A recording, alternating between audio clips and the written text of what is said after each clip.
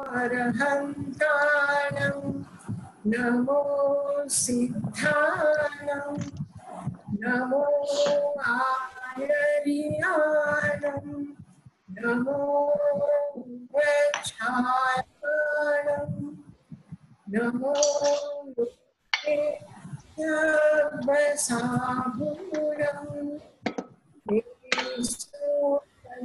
नमोकारो सर्वपावपणासनो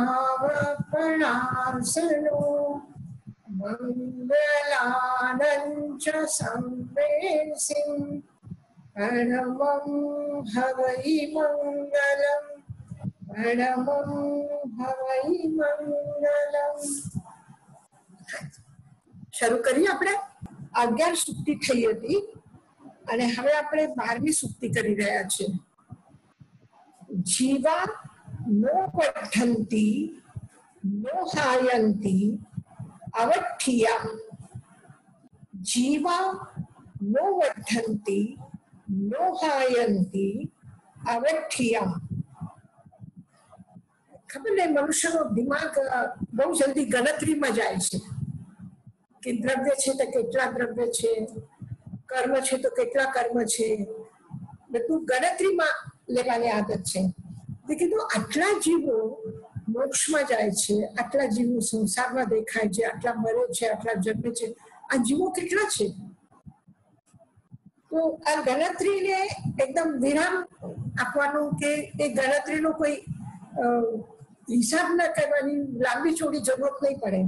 એટલે કીધું કે જીવા નો વઠ્ઠંતી નો હાયંતી અવઠ્ઠિયા.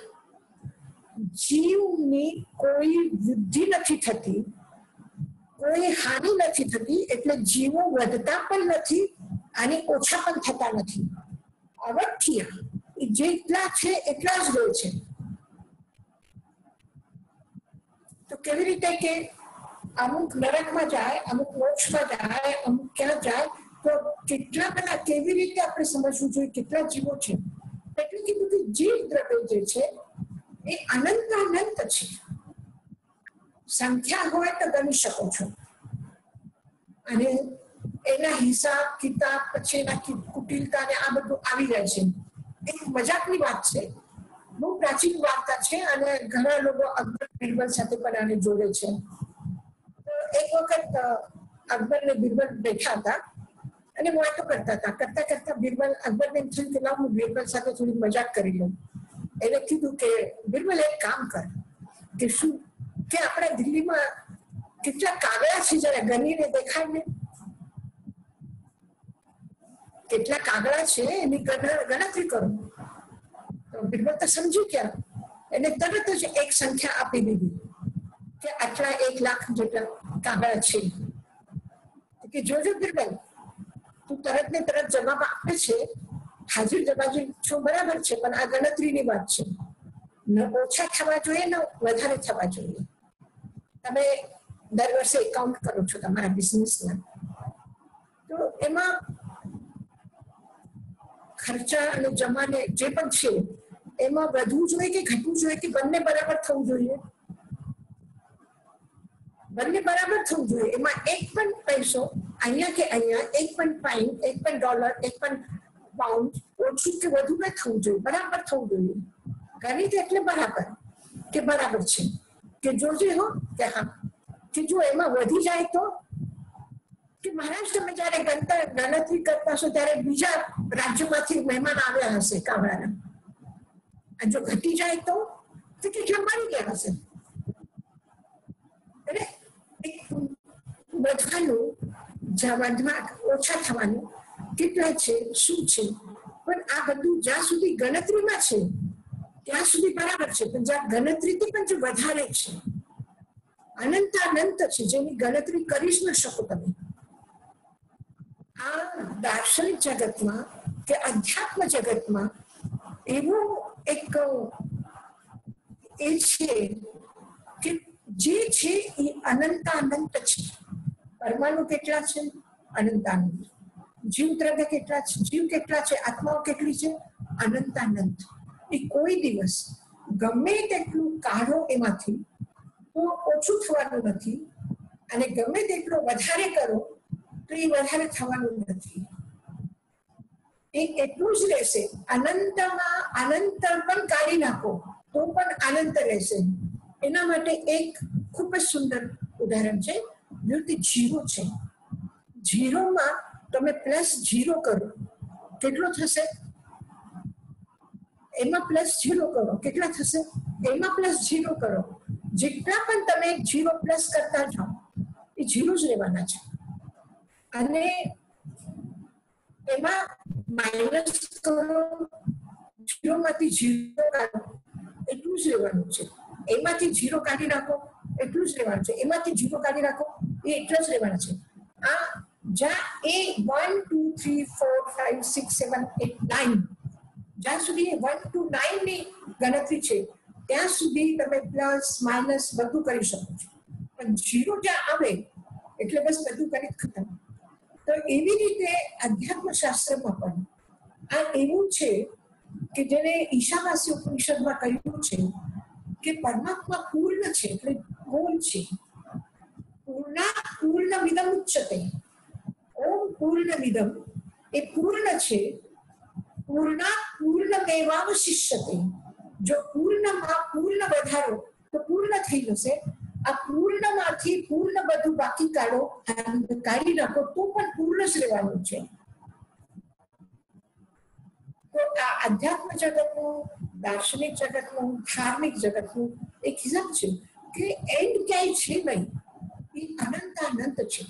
તો એ જ કહે છે કે જીવા નો વર્ધંતી મોહાયંતી અવઠ્ઠિયા. જીવ વધારે થતા નથી અને જીવ ઓછા પણ થતા નથી, અને જેટલા છે એટલા જ રહેવાના છે. એમાં મરી જાય તો પણ એટલા જ રહેવાના છે. વધારે કોઈનો જન્મ થશે તો પણ એટલા જ વધારે રહેવાના છે. જીવા નો વર્ધંતી મોહાયંતી અવઠ્ઠિયા. જીવ જેટલા છે એટલા જ રહે છે. અવઠ્ઠિયા અવસ્થિત છે. મોહાયતી એમાં ઓછું થતું નથી, હાનિ થતી નથી. જીવા નો વર્ધંતી એમાં વૃદ્ધિ પણ થતી નથી. હવે બીજું સૂત્ર આગળનું, નેરયાનમ નો ઉજ્જોયે અંધિયારે.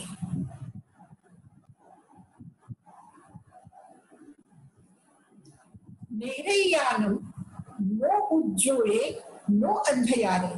આપણે આ 4-5 સૂક્તિનો અર્થ કરી લઈએ, પછી વિશ્લેષણ કરશું, કારણ કે એકબીજા સાથે જોડાયેલી છે, એકબીજામાં સંકળાયેલી છે એ સૂક્તિઓ. કે જીવનમાં પ્રકાશ શું છે અને અંધારું શું છે. જે સુખ છે એ અજવાળું છે, અને જે દુઃખ છે એ અંધારું છે. તો જે નરકના જીવ છે એના જીવનમાં પ્રકાશ ક્યાંથી આવશે?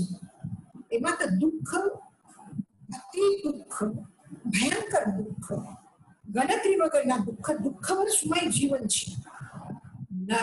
નેરયાનમ નો ઉજ્જોયે અંધિયારે.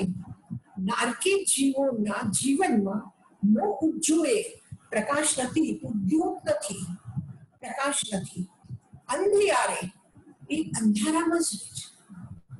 એટલે દુઃખ, અતિ દુઃખ, મહાન દુઃખમાં રહે છે. એના જીવનમાં સુખનો કે શાંતિનો એક ક્ષણ પણ નથી, એક ક્ષણ પણ નથી. કલ્પસૂત્રમાં કહેવામાં આવ્યું છે કે જ્યારે તીર્થંકરોના જન્મ થાય છે એ જન્મનો એક ક્ષણ જ એવું હોય છે કે ત્યારે નારકી જીવો સુખની અનુભૂતિ કરે. બાકી નારકી જીવોને જીવનમાં કોઈ સુખ નથી, કોઈ સુખની અનુભૂતિ નથી, એ દુઃખમાં જ હોય છે. એટલે નેરયાનમ નો ઉજ્જોયે અંધિયારે. નારકી જીવના જીવનમાં પ્રકાશ નથી, એ અંધારામાં જ હોય છે. જીવે તાવ નિયમા જીવે, જીવેરી નિયમા જીવે. જે જીવ છે એ નિશ્ચિત રૂપથી જીવત છે, ચૈતન્ય છે. ચૈતન્ય એટલે જ્ઞાન. ચૈતન્ય એટલે ઉપયોગ, ચૈતન્ય એટલે અનુભૂતિ. જે જીવ છે એને જ જ્ઞાન છે, ચૈતન્ય છે. જીવે તાવ નિયમા જીવે, જીવ એ નિયમથી જીવ છે. જીવે નિયમા જીવે, જે ચૈતન્ય છે, જે જીવ છે એ નિશ્ચિત રૂપથી જીવ જ છે.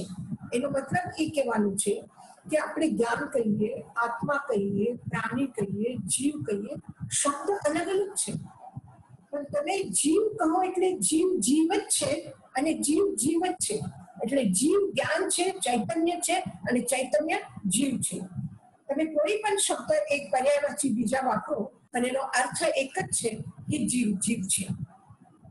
સમાહિકારયેનમ તમેવ સમાહિ પરિલભ્યઈ, જે સમાધિકારક છે, મતલબ જે સમાધિ આપે છે, જે શાંતિ આપે છે, એને જ તમાહિ તમેવ ઈશ વ્યક્તિ સમાહિ પરિલભ્યઈ, ઈશ વ્યક્તિ સમાધિને પ્રાપ્ત કરે છે. એટલે સીધી વાત કે સુખ આપનાર વ્યક્તિને સુખ મળે છે, સુખ ન આપનાર વ્યક્તિને સુખ નથી મળતું. કેમ? દુઃખી દુઃખે ન ફૂડે, નો અદુઃખી દુઃખે ન ફૂડે. દુઃખી વ્યક્તિ દુઃખને પેદા કરે છે. એટલે જે કર્મથી બંધાયેલા જીવ છે એ જ વ્યક્તિ કર્મના બંધનો ઉપાર્જન કરે છે. દુઃખી દુઃખે ન ફૂડે, દુઃખી વ્યક્તિ કર્મ બંધથી દુઃખિત થયેલા વ્યક્તિ એ જ કર્મ બંધ કરે છે, કર્મ બંધનું ઉપાર્જન કરે છે. નો અદુઃખી, જેના કોઈ કર્મ બાકી નથી રહ્યા, જેના જીવનમાં દુઃખ નથી, અદુઃખી છે. નો અદુઃખી, જે અદુઃખી વ્યક્તિ છે એ દુઃખે નો ફૂડે, એ દુઃખ પેદા ન કરે. એટલે દુઃખી વ્યક્તિ દુઃખને પેદા કરે છે, જે દુઃખી નથી એ કોઈ દુઃખ પેદા ન કરે. કર્મ બંધ કોના વધારે છે? તમે જુઓ કે જે આપણા કર્મ સિદ્ધાંત છે, જેનો અનંતાનુબંધી એટલે 70 કોડાટોળી સાગરોની સ્થિતિ છે એવા મોહને કર્મ જેના છે. અનંતાનુબંધી જેનો ક્રોધ, માન, માયા, લોભ છે એ નરકનું બંધન કરે છે. એ અત્યંત હિંસાનું ઉપાર્જન કરે છે, અત્યંત પરિગ્રહ રાખે છે, મહારંભી મહાપરિગ્રહી હોય છે. એનો મતલબ એના જીવનમાં એટલું બધું મોહનીય કર્મની સ્થિતિ છે, એટલા બધા કષાયો છે, એટલા દુઃખી છે, એટલા કર્મબંધ થયેલા છે, તો એ કોઈ દિવસ સુખનું ઉપાર્જન કરી જ ન શકે. એ કર્મ ક્ષય નથી કરતા, કર્મનું બંધન જ વધારે કરે છે. અને જેમ જેમ આગળ જશું આપણે તેમ તેમ કર્મબંધ ઓછું, એટલે સુખની નિર્જરા વધારે, સુખ વધારે, દુઃખની નિર્જરા વધારે. જેટલા આશ્રમના દ્વાર બંધ થશે, કર્મ આવવાના દરવાજા બંધ થશે, તો ગંદગી ઓછી થશે. ગંદગી ત્યારે વધારે થાય છે કે જ્યારે કચરો વધારે ઘરમાં આવે. એટલે દુઃખી દુઃખે ન ફૂડે, નો અદુઃખી દુઃખે ન ફૂડે. કર્મ બંધ જેના વધારે છે, જે કર્મથી દુઃખી થયેલા છે, એ જ વ્યક્તિ કર્મનું ઉપાર્જન કરે છે, દુઃખ પેદા કરે છે. અદુઃખી, જેના કર્મ બંધ વધારે નથી, એ નો દુઃખમ ફૂડે, એ દુઃખને પેદા નહીં કરે. એટલે જેના તીવ્ર કષાય છે, એટલે તીવ્ર કર્મ બંધ ઉદયમાં આવેલા છે, એ જ તીવ્ર કર્મનું ઉપાર્જન કરે છે. જેના હળવા કર્મ છે, જેની નિર્જરા થઈ ગઈ છે, થોડા કર્મ બાકી છે, તો એ જ્યારે ઉદયમાં આવે ત્યારે એ વધારે દુઃખનું ઉપાર્જન ન કરે. ત્યારે એ અસાતા વેદનીય કર્મનું બંધન નહીં કરે, સાતા વેદનીય કર્મનું બંધન કરશે. ત્યાં એ દારિદ્ર્યનો પેદા કરવા વાળા કર્મનો બંધન નહીં કરે. એ સાતા મળે, સૌખ્ય મળે, સંપદા મળે એવા જ શુભ કર્મનો બંધ કરશે. અશુભ કર્મનો બંધન મિથ્યાત્વ અવસ્થામાં કશાયની તીવ્રતામાં થાય છે અને શુભ કર્મનો પુણ્યનો બંધન જ્યારે કર્મનો નિર્જરા થાય છે ત્યારે. એટલે જેટલું કાદો હશે, જેટલી ગંદકી હશે, એટલા મક્ખી મચ્છર વધારે, એટલી દુર્ગંધ વધારે, અણગમતું વધારે. અને જ્યાં સુંદર બગીચો હશે, જ્યાં થોડી છાયા હશે, સુંદર ફળોના વૃક્ષ હશે, સુંદર બગીચો હશે, ત્યાં મનને શાંતિ મળશે. પણ જ્યાં ગંદકી હશે ત્યાં મનને શાંતિ મળશે. એટલે દુઃખ જ્યાં વધારે છે ત્યાં સુખ નથી. અને જ્યાં દુઃખ વધારે છે એ કચરાના ઢેરમાં, ગંદા નાલામાં કચરો નાખો તો જલ્દી સડી જશે. અને સુખી જગ્યા ઉપર કચરો હોય તો એ કચરો પણ સુખી જશે અને દુર્ગંધ પણ ઓછી થશે. તો ક્યાં વધારે છે, કઈ સ્થિતિ વધારે છે, કઈ ઓછી છે, તો એ જેવી રીતે અંધારામાં ઠોકર લાગશે, અંધારામાં પડી જવાય છે, અંધારામાં કઈ દેખાશે નહીં, અને અજવાળું હશે તો એકબીજાની ઠોકર નહીં લાગે, એકબીજાને તકલીફ નહીં થાય, રસ્તો જલ્દી મળશે, બહાર જવું હોય, આવવું હોય તો કોઈ તકલીફ નહીં થાય. એટલે અંધારામાં દુઃખમાં દુઃખ પેદા થાય છે અને સુખમાં સુખ પેદા થાય છે. તો હવે આમાં કોઈ સુક્તિનો અર્થ સમજવું છે હજી તમારે? બરાબર સમજાઈ ગઈ પાંચો સુક્તિ? ના યશજી મહારાજ, મને આ છેલ્લી સુક્તિ પાછી સમજાવો તો. પાછો સમજાવો, ઠીક છે. એને જીવની સંખ્યાની વાત કરી સૌથી પહેલા સુક્તિમાં કે જીવ કેટલા છે અને એની વધઘટ થાય છે તો કે ના, વધઘટ થતી નથી. જીવ જેટલા છે એટલા જ રહે છે. તો જીવા નો વર્ધંતી નો હાયતી. જીવ વધતા નથી અને જીવ ઘટી પણ નથી શકતા. નો હાયતી, હીન નથી થતા અને વળતા પણ નથી. તો પછી શું થાય છે? અવર્થિયા. જેટલી એમની સ્થિતિ છે, જેટલા એ જીવો છે અત્યારે વર્તમાનમાં વિદ્યમાન, એટલા જ ભવિષ્યમાં રહેશે અને એટલા જ અતીતમાં હતા. એમાં હાનિ કે વૃદ્ધિ નહીં થાય. નેરૈયાનમ નો ઉજ્જોયે અંધયારે. નારકી જીવોના માટે પ્રકાશ નથી. પ્રકાશ નથી એટલે આ લાક્ષણિક પ્રયોગ છે. જીવનમાં સુખ નથી. અંધયારે એ અંધકારમાં છે, એ અંધકારમાં છે, પ્રકાશ નથી. જ્યારે કોઈ એવો પ્રિય વ્યક્તિ આવે, જેવો કોઈ સાદા આપવા વાળો વ્યક્તિ આવે, કોઈ સૌભાગ્યશાળી વ્યક્તિ આવે તો આપણે કહેવામાં તમે આવે અને અમારા જીવનમાં અજવાળો થઈ ગયો. અને કોઈ જીવનમાંથી સુખ આપનાર વ્યક્તિ વયો જાય ત્યારે હવે તો મારા જીવનમાં અંધારો અંધારો છે. તો એ લાક્ષણિક પ્રયોગ છે, અંધારો અને અજવાળો. તો અજવાળો કોના જીવનમાં છે? નારકીના જીવનના નથી. કારણ કે એટલા બધા પાપ કરેલા છે, આટલા બધા તીવ્ર મોહની કર્મનો ઉદય છે, આટલા અશુભ કર્મનો બંધ કરેલું છે, તો એના જીવનમાં સુખ નથી, એટલે અજવાળો નથી. અને પરમ દુઃખી છે નારકી જીવ, એટલે કહ્યું કે એના જીવનમાં અંધારું છે. જીવે તાવ નિયમા જીવે. જીવે નિયમા જીવે. એનો જીવ શબ્દ, કેમ કે આ જીવ છે તો એમાં જ્ઞાન પણ છે. આપણે પંચેન્દ્રિય છે, મનુષ્ય છે, તો એવું લાગે છે આપણામાં જ્ઞાન છે, આપણામાં સુખ દુઃખની અનુભૂતિ છે. પણ જે નિગુણના જીવો છે એને દુઃખ થાય તો એ ક્યાં દુઃખથી બચવા માટે ભાગીને નથી જતા, અથવા જ્યાં સુખ મળે છે ત્યાં દોડીને નથી જતા સુખ લેવા માટે. તો આ નિગુણના જીવોમાં કઈ સુખ દુઃખની અનુભૂતિ છે, એમાં કઈ બોધ છે, એમાં કોઈ જ્ઞાન છે. આપણે એમને બોધ આપીએ, સ્વાધ્યાય કરાવીએ તો એ સમજી શકશે કે ભલે એ ન સમજે, ભલે એને આવડતું ન હોય, તો પણ જીવ જ જ્ઞાન છે અને જ્ઞાન ચૈતન્ય એક જીવ છે. જીવ જ્ઞાનથી અલગ નથી, ચૈતન્યથી અલગ નથી, સુખ દુઃખના અનુભૂતિથી અલગ નથી. જે જીવ છે એ જીવ જ રહેવાનું. જીવ કોઈ દિવસ અજર નથી થવાનું, ચેતના શૂન્ય નથી થવાનું. એ જીવ જીવ જ રહેશે. એમાં જ્ઞાન હશે, પ્રગટ દેખાતું નથી. જ્યારે બાળક હજી નાનો છે, હજી સ્કૂલે નથી ગયું, હજી ભણતર થયું નથી, ત્યાં સુધી એવું લાગે છે કે છોકરાને કઈ આવડતું નથી. પણ જયારે ભણે ત્યારે થાય છે કે હા હવે એને આવડે છે. તો એનો મતલબ શું, પહેલા એને જ્ઞાન નહોતું?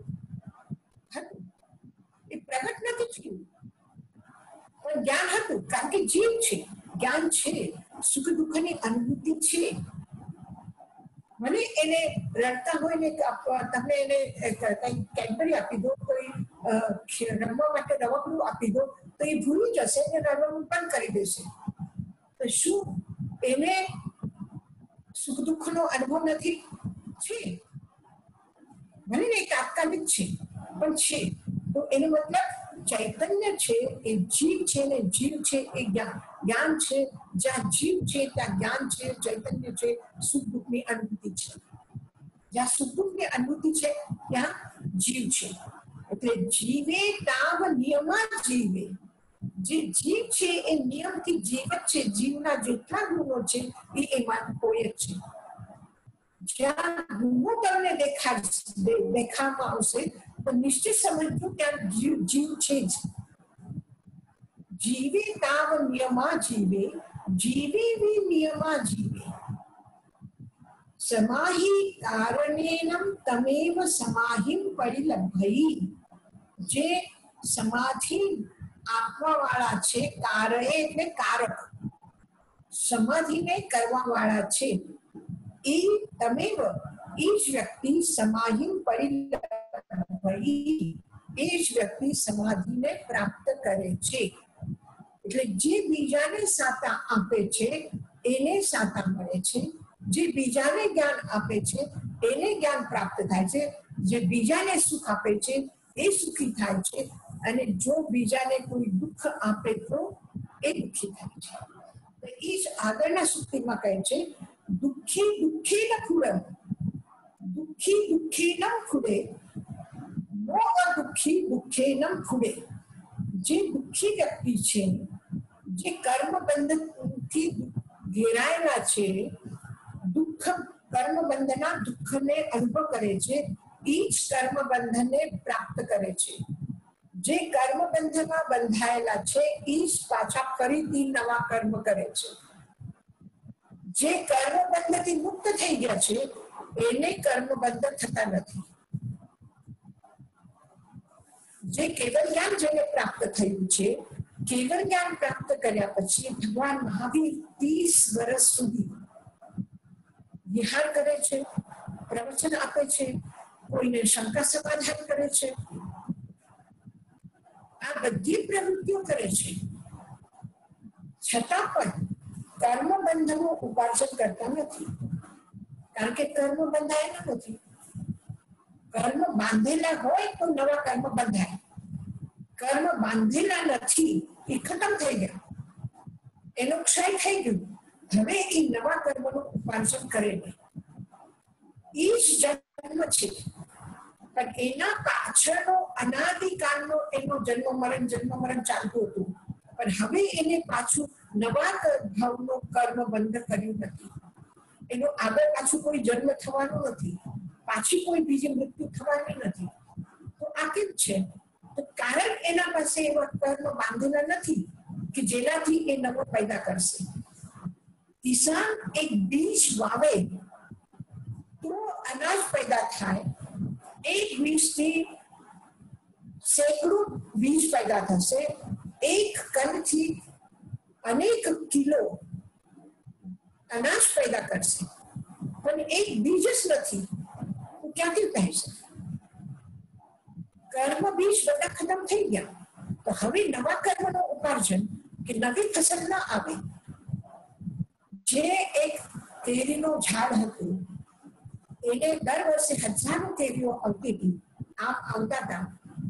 હવે એ સુકાઈ ગયું, હવે ખતમ થઈ ગયું. તો હવે શું પાછી કેરી આવશે? એને નહીં આવે, કારણ કે ખતમ થઈ ગયું, બીજ ખતમ થયા, જીવન એનો ખતમ થઈ ગયું. તો એવી જ રીતે દુઃખી દુઃખે ન ખૂડે, જે કર્મથી બંધાયેલા છે, જેનો કર્મ બંધ છે, થયેલું છે, એ જ વ્યક્તિ નવા કર્મનું ઉપાર્જન કરે છે. જેનો કર્મ બંધ નથી, હવે એ નવા કર્મનું ઉપાર્જન નહીં કરે. એટલે પાછું જન્મ મૃત્યુ એનો થવાનો નથી, પાછું એને કોઈ આયુષ્ય કર્મનો બંધ થવાનો નથી, પાછું કોઈ બીજા ગતિનો જન્મ થવાનો નથી.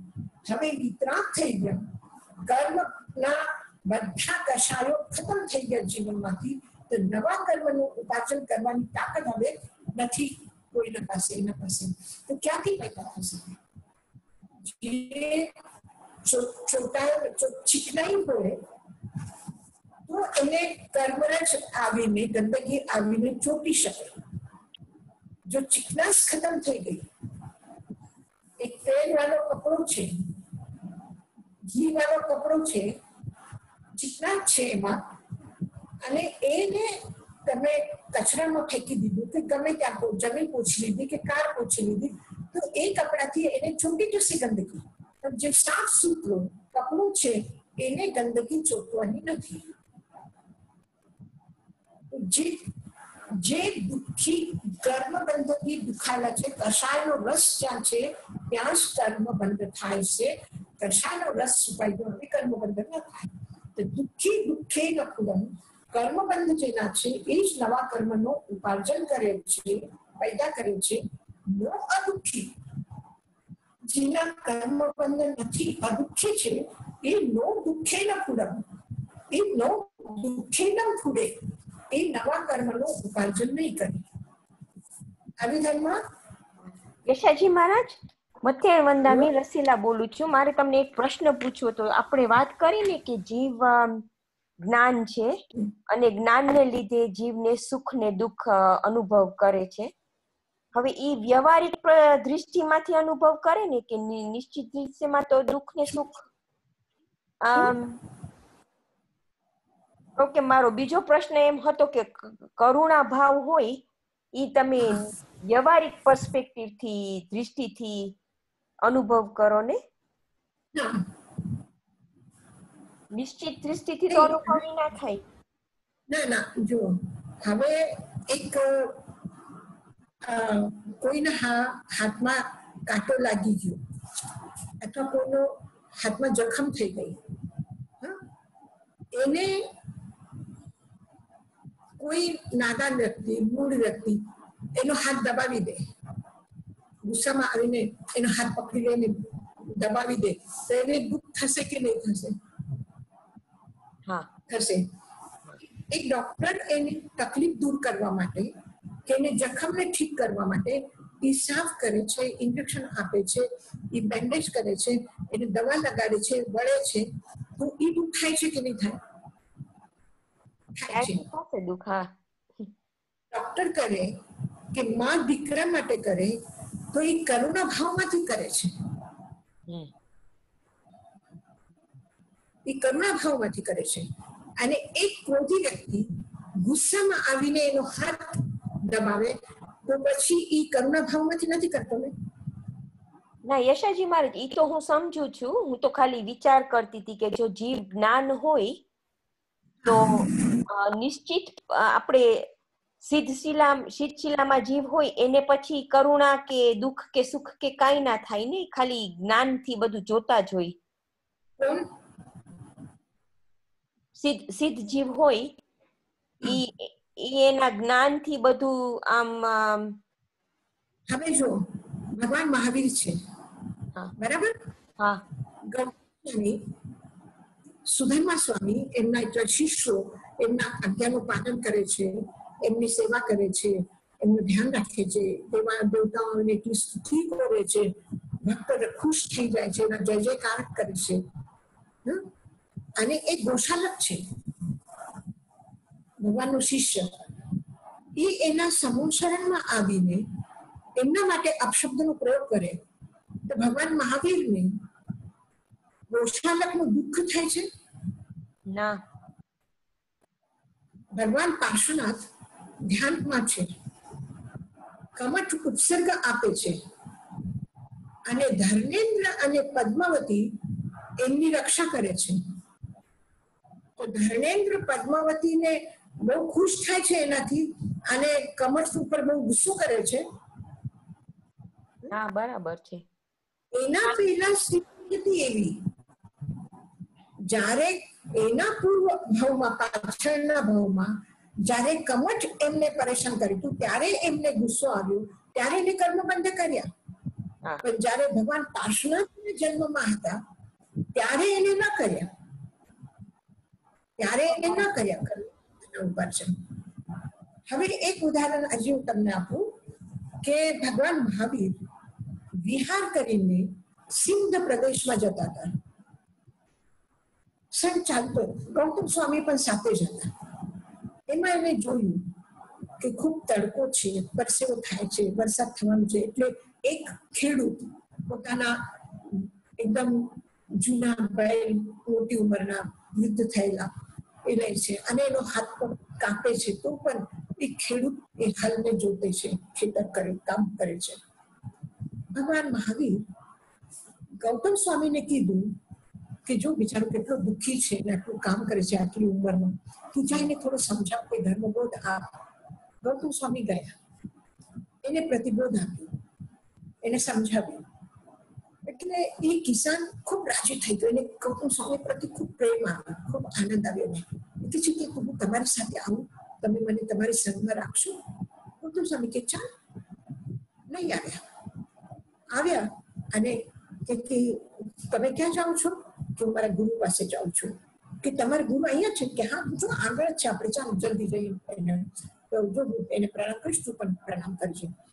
ગયા, ગૌતમ સ્વામી વંદન કર્યા.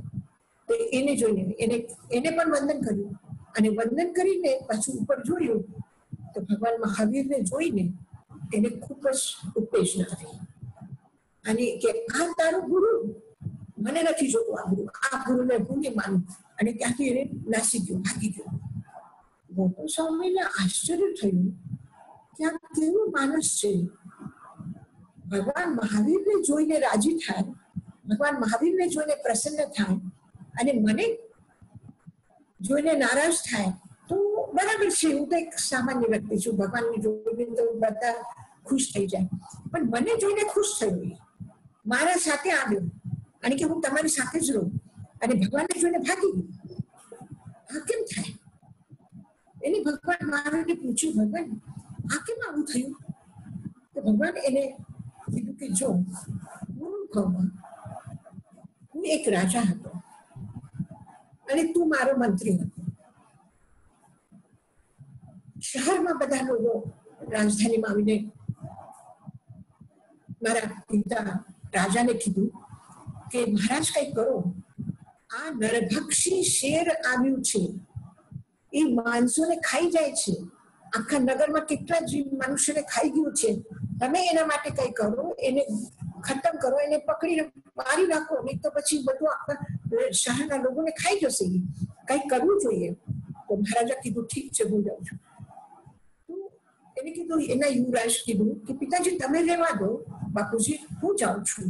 એ ગયો, મંત્રીને સાથે લીધું, શસ્ત્ર લીધા, પણ પછી એને વિચાર આવ્યો કે હું આટલું શક્તિશાળી છું, આટલું બલશાળી છું, મને શસ્ત્રની શું જરૂર છે, હું તો સિંહને એમને મારી નાખીશ. એ ગયા અને શસ્ત્ર મૂકીને મંત્રીને પણ કીધું તું દૂર રહે, હું એકલો જ બસ છે અને શસ્ત્ર પણ નહીં રાખું. અને ગયા અને સીધું ઓલા સિંહને મોઢું પકડીને બે જબડો ફાડીને એને મારી નાખ્યું. ત્યારે ખૂબ તડફડ્યો અને રોયા. ત્યારે એ મંત્રીના પાસે ગયું અને એને કીધું કે તું શાંતિ રાખ, તું એમ નહીં સમજ કે એક સાધારણ માનવી તને માર્યા છે, એક કમજોર વ્યક્તિના હાથથી તારી મૃત્યુ થઈ છે, એમ નહીં સમજ. તું જંગલનો રાજા છે તો આ પણ રાજા છે, એક શક્તિશાળી વ્યક્તિના, એક રાજાના હાથથી તારી મૃત્યુ થઈ છે. અને એને થોડી સાંત્વના આપી, એ કરી એનાથી એનું થોડું મન શાંત થયું અને એ મૃત્યુ પામ્યું. કે તને ખબર છે, જેને સિંહને માર્યું હતું એ હું છું. જેને એને સાંત્વના આપી હતી એ તું છે, અને જે સિંહ હતું એ આ ખેડૂત છે, કિસાન છે.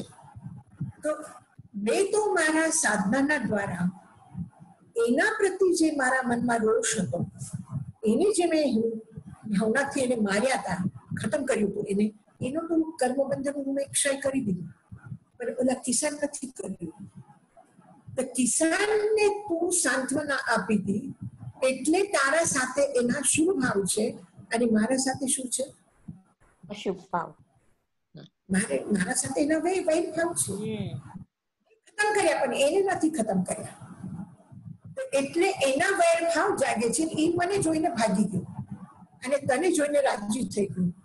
તો આ જે પાછળના આવી રહ્યા છે, તો આ કર્મ આવી રહ્યા છે, એનો એ અભિવ્યક્તિ થશે, એ કર્મ બંધ એમાંથી થશે.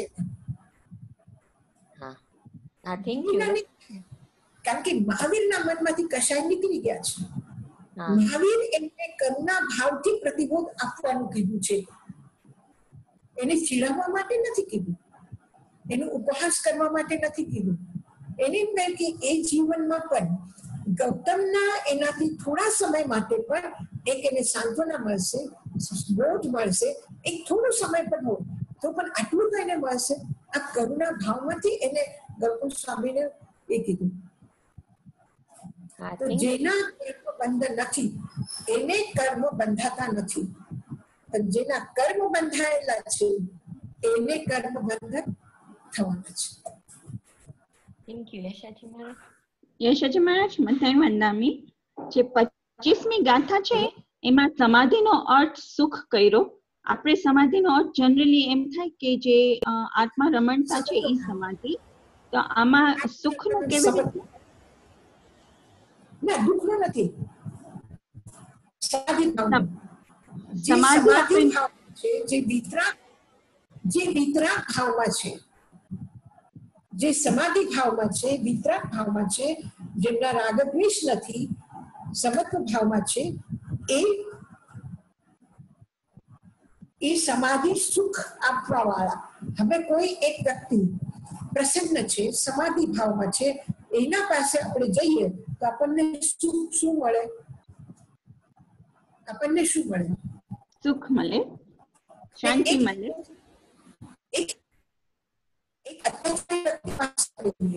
તો આપણને આપણી બને એના સાથે ઓળખાણ નથી તો પણ શું લાગે? આપણે કોઈ એક વ્યક્તિનો આવું ચોપડીમાં પણ કોઈ સાંભળ્યું હોય, વાંચ્યું હોય કે આ વ્યક્તિ આવો છે. ગણેશ ગૌતમ માટે આપણા મનમાં શ્રદ્ધા જાગે છે. મહાવીર સાથે તો છે જ છે, પણ ગંધર ગૌતમ સાથે પણ આપણી આત્મીયતા જોડાય છે. અને ગોશાલક સાથે કેમ નથી જોડાતી? એ કેમ નથી જોડાતી? કારણ કે સમાધિ ભાવમાં નથી, એ વિતરાગ ભાવમાં નથી. આજે આપણે આચાર્ય પાસે બેઠા હોય, ભલે ને આપણે વાતો ન કરતા હોય, ચૂપચાપ બેઠા છે, કોઈ બીજા સાથે એ વાત કરતા હશે તો પણ આપણને શાંતિ મળે છે, આપણને સુખ મળે છે. એ કેમ મળે છે? કે એ પોતે પ્રસન્ન છે તો આપણને પ્રસન્નતા મળે છે. એ પોતે સુખમાં છે તો આપણને પ્રસન્નતા મળે છે.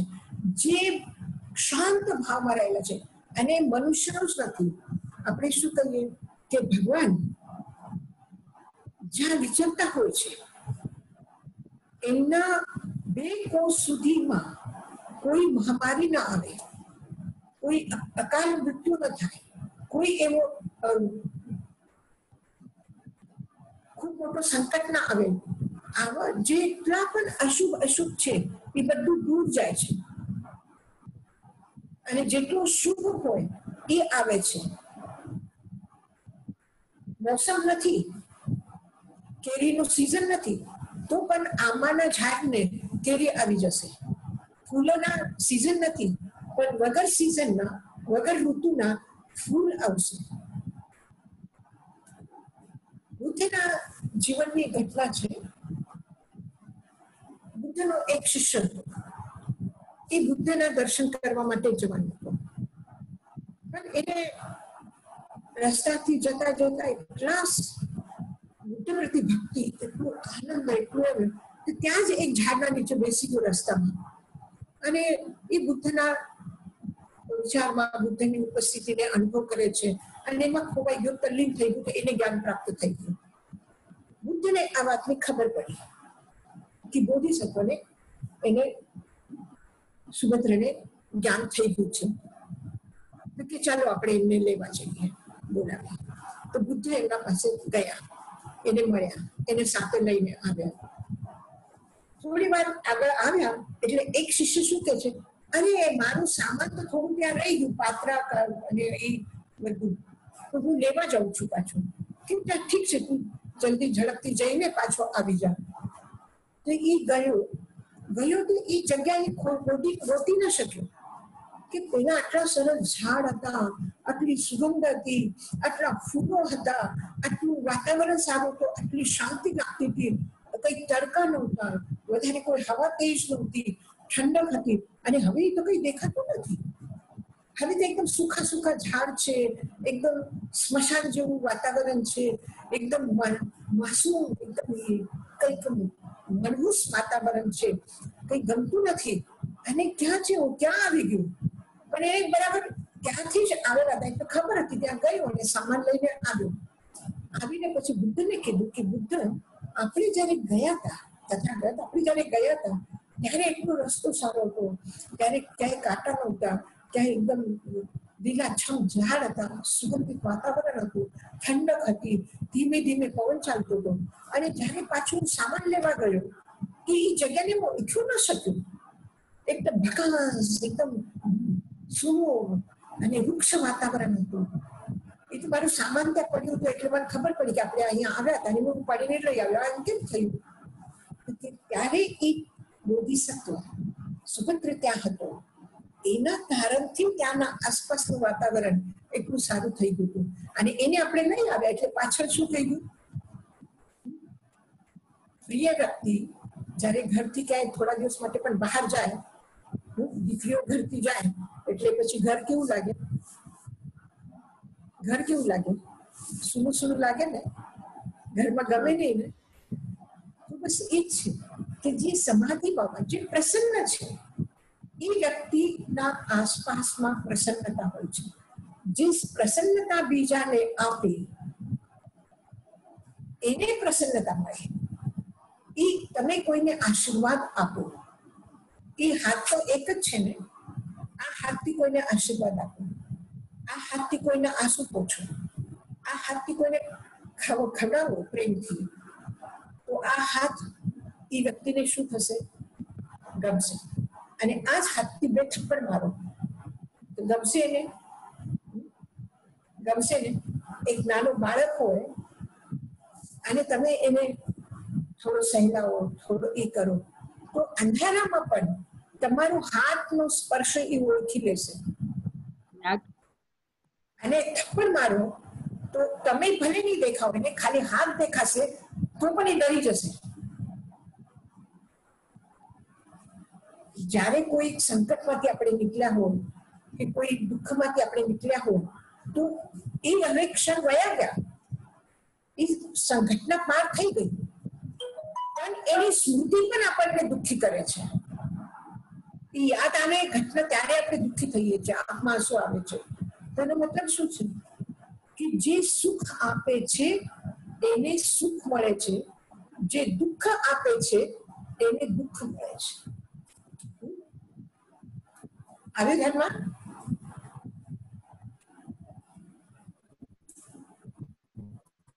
થેન્ક યુ યશાજી મહારાજ. યશાજી મહારાજ. યશાજી મહારાજ. યશાજી મહારાજ.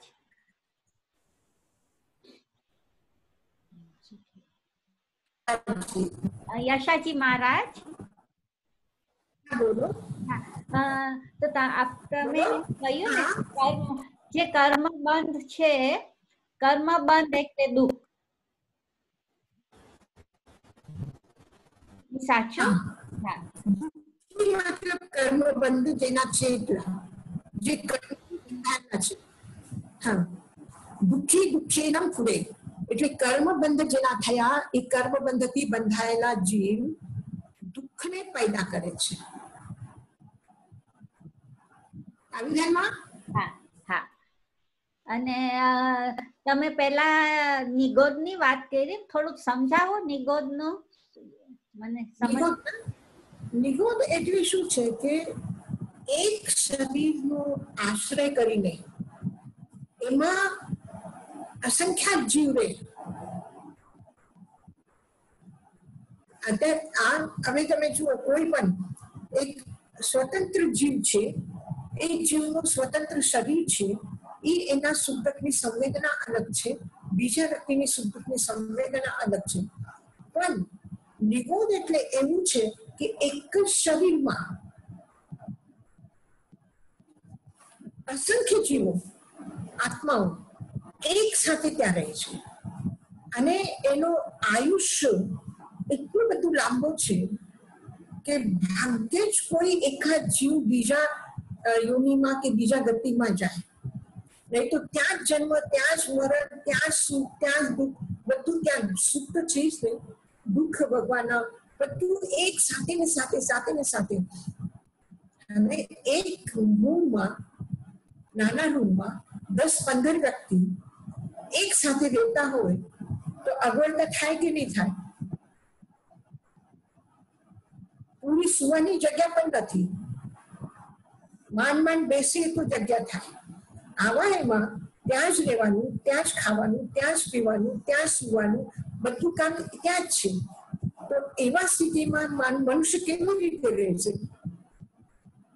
આ તો એક નાનો દાખલો છે. એનું એક નાના શરીરમાં એમાં અસંખ્યાત જીવો એક સાથે રહે, અને કેટલા વર્ષો નહીં, જન્મ સુધી ત્યાં રહે,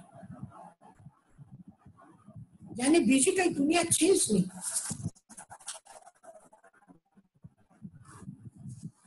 એને નિગોદ.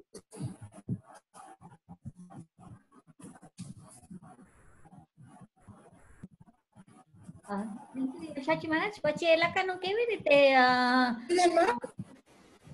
લકાનો જન્મ થાય, પછી કેવી રીતે એમાંથી એવી સ્થિતિમાંથી નીકળે ને કેવી રીતે એવું થાય? એનું કઈ ઈશ નથી, એ તો એકેન્દ્રીય જીવમાં જ છે ને નિગોદ. એકેન્દ્રીય જીવમાં જ છે નિગોદ, વનસ્પતિ કાયમાં.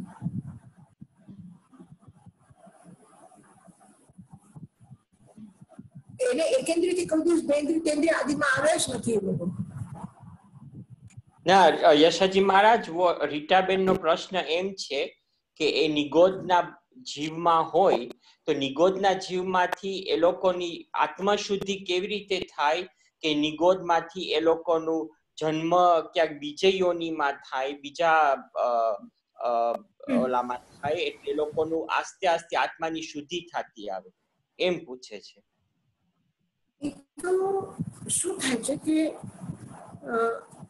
એના માટે એક ઉદાહરણ છે કે એક એવું તાલાબ છે, અને તાલાબના ઉપર શું કહે છે આપણે, કાઈ ખૂબ જામેલી છે એકદમ.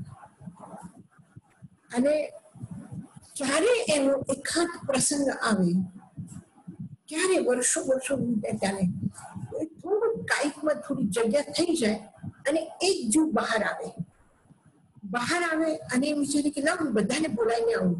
કેટલું સરસ મહાસુંદર ચાંદની રાત છે, હવા ઠંડક ચાલે છે, પ્રકાશ છે, અંદર તો કાંઈ નહીં, ત્યાં આપણે પડ્યા હતા. હા, તો કઈ દુનિયા જ ઓર છે. ચાલો હું બધાને લઈ કહીને આવું, કીધું કેટલું સરસ છે, તમે આવું બધા.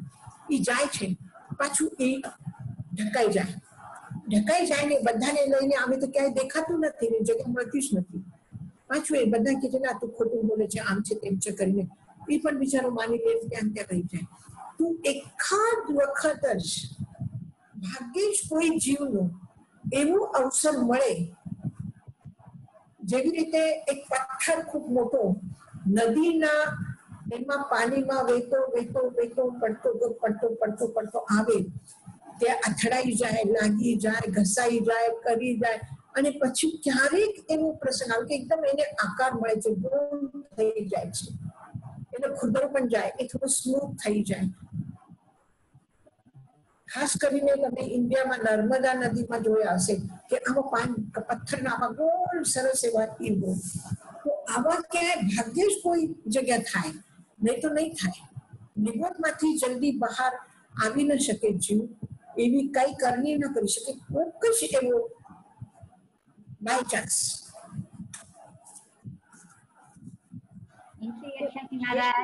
યશાજી મહારાજ, મને રસીલા બોલું છું. આ નિગોદ તો નિગોદ એ જીવ છે એટલે એના જીવને જેવું જ્ઞાનીય છે. તો એ જીવને તો કાંઈ કરતા નથી, તો એ લોકોનું કેમ આમાંથી છૂટતા નથી? ના, એ કરતા નથી, પણ બેહોશી છે ને. કર્મનો ઉદય છે અને કર્મમાં ઉદયમાં હજી કર્મ બંધન થાય છે. એટલે કોઈ સંવેદના નથી, સુખની અનુભૂતિ નથી, કઈ કરવાની ભાવ નથી, કઈ નથી. એમને પથ્થરની જેમ પડ્યા છે. તો આપણે મનુષ્યમાંથી નિગોદ થઈ શકીએ ને? ના થાય. નિગોદમાં ન જાય, બહુ જ રેર કોઈ એકાદ. તો પેલા નિગોદમાંથી કેવી રીતના શરૂ થયા એ નથી ખબર ને કોઈને. ના, એ જીવ સૃષ્ટિને પેલા નરકમાં ક્યારે ગયા હતા, પેલા નરક ક્યાંથી નરકમાંથી કેવી રીતે આવ્યા, પેલા કર્મબંધ કેવી રીતે થયા. એટલે કર્મ બંધ ખતમ થઈ જશે એ ખબર છે. એક દિવસ એવો આવશે કે બધા જ કર્મ ક્ષય કરીને આપણે વિતરાગ થઈ જશું. પણ આપણે કશાયના કર્મનું ઉપાર્જન ક્યારે કર્યું? એ અભાવ હોય તો અભાવ જ રહેવાનું છે. કશાય ન હોય તો કર્મ બંધ થાય નહીં. જો પહેલા કાંઈ કશાય નથી, કર્મ બંધ નથી, અને પછી જો કર્મ બંધ કોઈ એક દિવસમાં થયા હોય તો પછી આવી જે સ્થિતિ છે, આ તો સિદ્ધની અવસ્થા છે કે કોઈ કર્મ નથી, કોઈ કશાય નથી, કાંઈ નથી, માત્ર આત્મા છે. તો એ સિદ્ધ અવસ્થા છે. તો પછી એનો પણ કર્મ બંધ થશે ને કોઈ દિવસ. એટલે કર્મ ક્યારે બંધાયા, ક્યારે જીવ અને કર્મ એક સાથે થયા એ કોઈને ખબર નથી, અને એનો કોઈ જવાબ પણ કોઈના પાસે છે નહીં. યશાજી મહારાજ, મથેણ વંદામી પ્રતિભા બોલું છું. મેં ક્યાંક વાંચ્યું હતું કે નિગોદમાંથી જીવ જ્યારે એક કેવલી મોક્ષમાં જાય ત્યારે એક જીવ બહાર નીકળે નિગોદમાંથી અને એની કર્મનું બધું સ્ટાર્ટ થાય. એ બરાબર છે કે ખબર નહીં? સંભળાણું યશાજી મહારાજ?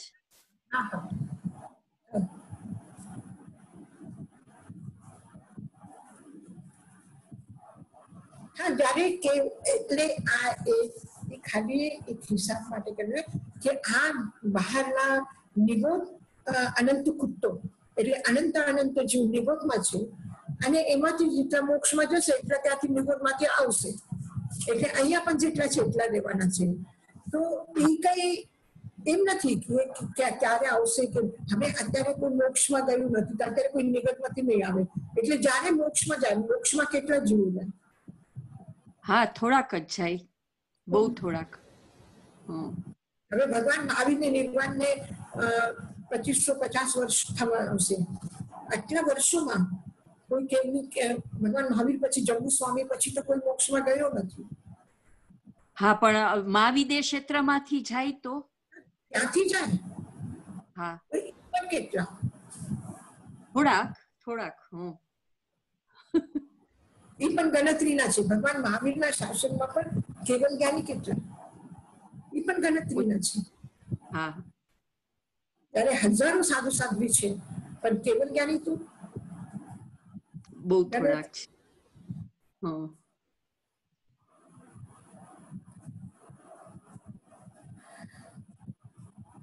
Thank you, Yashaji Maharaj. Thank you very much.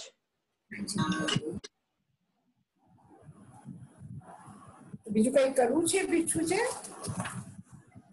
યશાજી મહારાજ, મથેણ વંદામી, આપણે એમ કહીએ આપણે કે નિગોદના જીવ જે હોય એ કર્મ બંધન બાંધે, પણ નિગોદના જીવને એટલો બધો કશાય ન હોય તો એ કર્મબંધન કેવી રીતના થાય?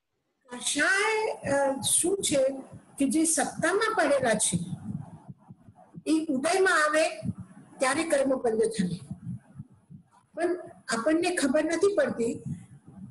પણ એ જીવોના જેટલા કશાય કર્મના ઉદયમાં આવે એ નિર્જરા તો થતી નથી ને. નિર્જરા કરવાનો શુભ ભાવ ક્યાં છે? ત્યાં શુદ્ધ ભાવ ક્યાં છે? નથી ત્યાં આગળ. તો પછી જ્યાં કઈક એવો ચીકણો પદાર્થ છે તો એ થોડું વાર આમ તડકાથી ઓગળી જશે તો પણ એને ગંદકી તો ચોટવાની જ છે ને.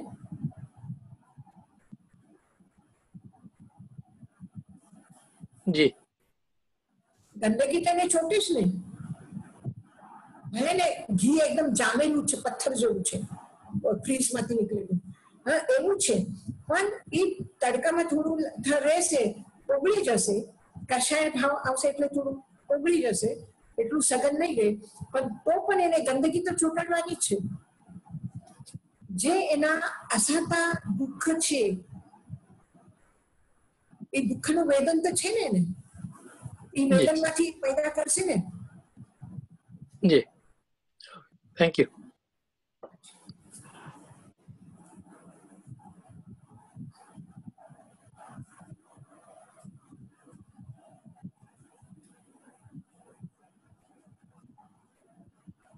બાકી કેમ છો? બધું બરાબર સમજાય છે? બહુ સરસ સમજાવો છો યશાજી મહારાજ.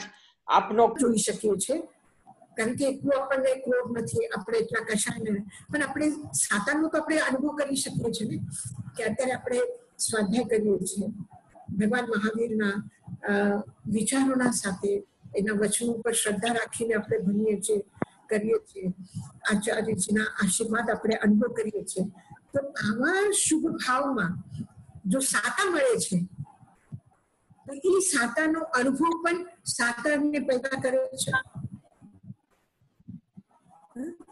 તો એવી જ રીતે અસાતાનો અનુભવ પણ અસાતાને પેદા કરે છે. તો આપણું આ સમય જે છે, જે સ્વાધ્યાયમાં નીકળે છે, જે આનંદ આવે છે, જે પ્રેમ આવે છે, જે ભગવાનના મહાવીરના વચનોની સત્યની આપણને પ્રતીતિ થાય છે, એનો વિશ્વાસ દ્રઢ થાય છે. આ ખાલી સ્વાધ્યાય નથી થતું, એક આપણા ભક્તિને પણ એક મજબૂતી મળે છે, આપણો વિશ્વાસ પણ એટલો દ્રઢ થાય છે કે કોઈ પણ દિવસમાં, કોઈ પણ વખત આ શરીરમાં આદિ વ્યાધિ ઉપાધિ હોય કે કોઈ આપણા ત્યાંથી પણ અશુભ સમાચાર આપણે મળીએ છીએ તો ત્યારે પણ આપણું વિશ્વાસ ડગે નહીં. તો આ એક વિશ્વાસની મજબૂતી પણ આપણામાં આવે છે.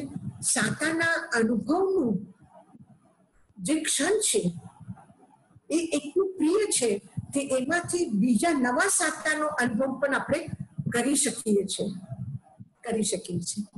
જ્યારે એક પ્રિય વ્યક્તિના આત્મીયતાનો અનુભવ, એની નિકટતા વધારે છે, એ ન હોય તો પણ એની લાગણી મહેસૂસ થાય છે. તો એવી રીતે આ સ્વાધ્યાયથી આપણને આપણી ભક્તિ, આપણું પ્રેમ, આપણી કરુણા, આ પણ આપણને વારે ઘડે અનુભવ થાય છે, એમાં રમણ થાય છે. બહુ સાચી વાત કરી. આ આપણા માટે એટલું સારું છે, એટલું સારું છે કે આ શબ્દોમાંથી શું આપણે સમજીએ છીએ, કદાચ આ શબ્દોનો અર્થ આપણને વિસ્મરણ પણ થાય, કારણ કે આપણે રોજ તો પ્રાકૃત ભાષા બોલતા નથી, કદાચ એનો અર્થ ન પણ સમજાય, અથવા કદાચ મારી સમજાવવામાં ભૂલ થાય કે આપણે એના બરાબર ન સમજાય, તો પણ એનું જે એક આનંદ છે, એની જે એક મીઠાશ છે, એનું જે રસ છે, એ તો આપણાથી જુદું નથી થવાનું. Thank you. સાચી વાત છે યશાજી મહારાજ. યશાજી મહારાજ, એટલું સરસ સમજાવો છો તમે, સાંભળીએ તો એમ અમારો આખો દિવસ સારો થાય છે. દયા આવે નિગોદ જીવ ઉપર યશાજી મહારાજ.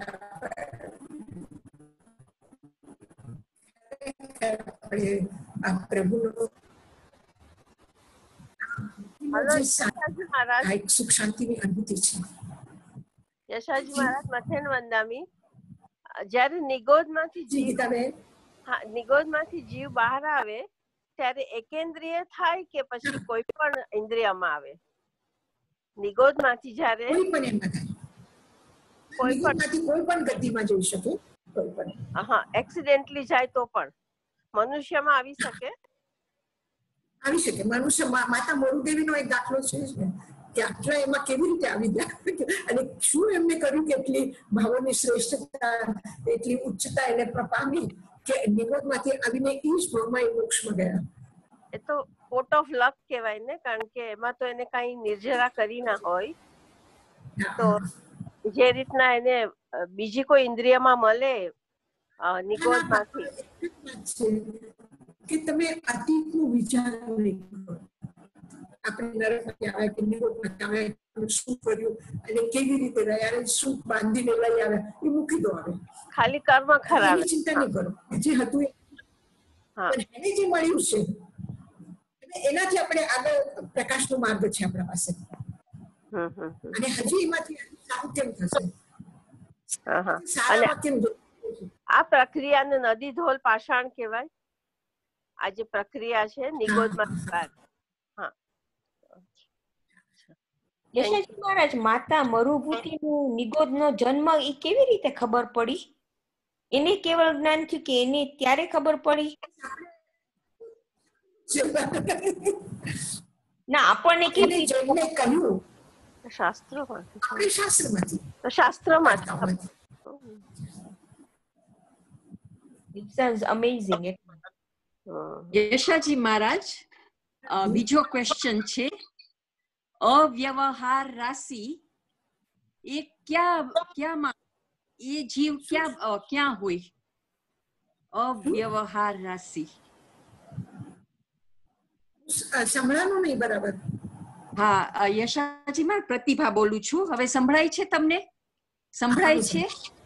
હા, અવ્યવહાર રાશિ હોય તો એ ક્યાં હોય? ઈ જીવ ક્યાં હોય? એ અવ્યવહાર રાશિ એટલે જ નિગોદમાંથી, જ્યાં અનંત જન્મ, એમાંથી જે જન્મ ત્યાં જ મૃત્યુ પામે, ત્યાં જ જન્મે, ત્યાં જ એ કરે, એ અવ્યવહાર રાશિ. ઓકે, અને એ એકેન્દ્રિય જ હોય જીવને? એકેન્દ્રિય, એક ઇન્દ્રિય હોય એની કે વધારે હોય ઇન્દ્રિય? ઓકે, હા, થેન્ક યુ. હા હા હા. મથે વંદામી યશાજી મહારાજ.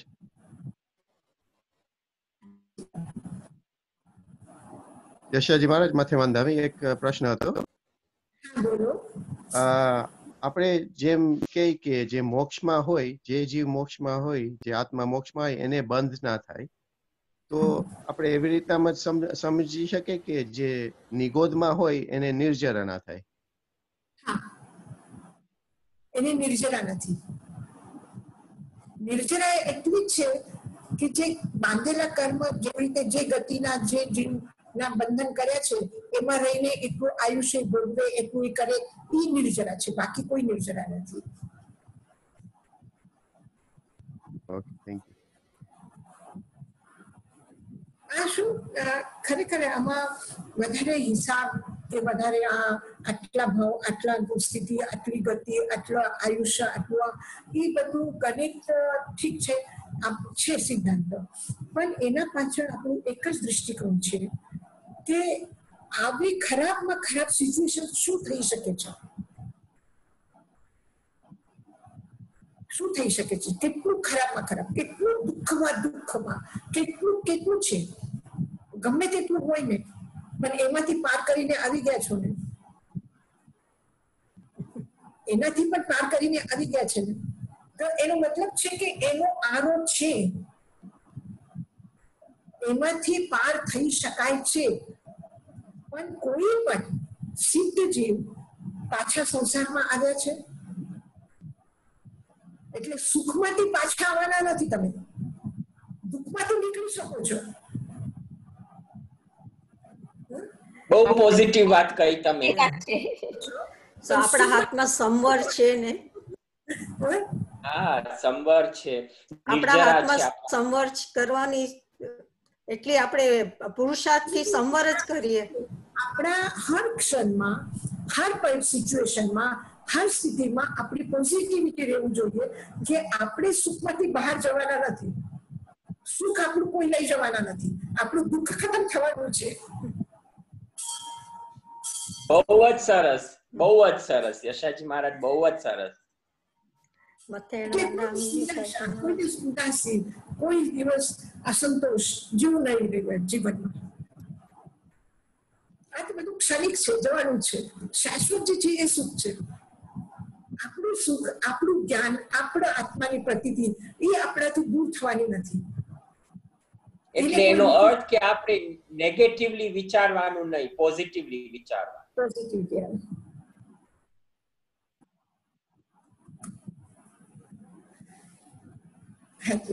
ખૂબ ખૂબ આનંદ, ખૂબ ખૂબ આનંદ આવ્યો, ખૂબ મજા આવી તમારી સાથે. તમને જોઈને ખૂબ ખુશી થઈએ છીએ અમે. આચાર્ય પણ ખૂબ ખૂબ આશીર્વાદ પાઠવે છે તમારા માટે.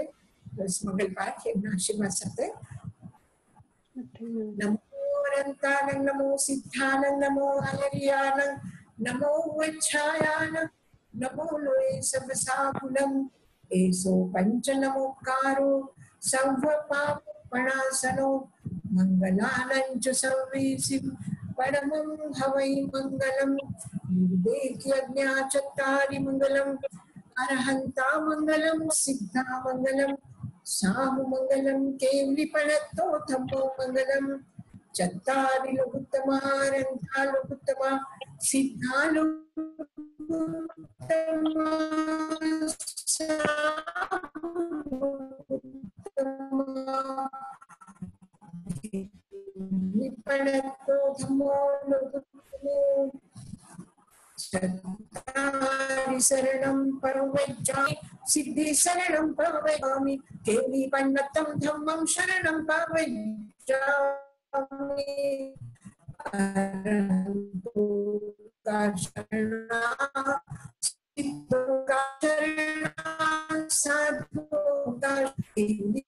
તયા ધર્મ કાના કहीं કોઈ, જો ભવિતાની આદરે તો અક્ષય અમર પદ કોઈ, અંગુષ્ઠે અમૃત વસે લબ્ધિ તના ભંડાર, શ્રી ગુરુ ગૌતમ સમરીએ મનવાંછિત ફલદાતા, ભાવે ભાવના ભાવીએ, ભાવે દીજે દાન, ભાવે ધર્મ વરાદીએ, ભાવે પદ નિર્વાણ, ભાવે મુક્તિ.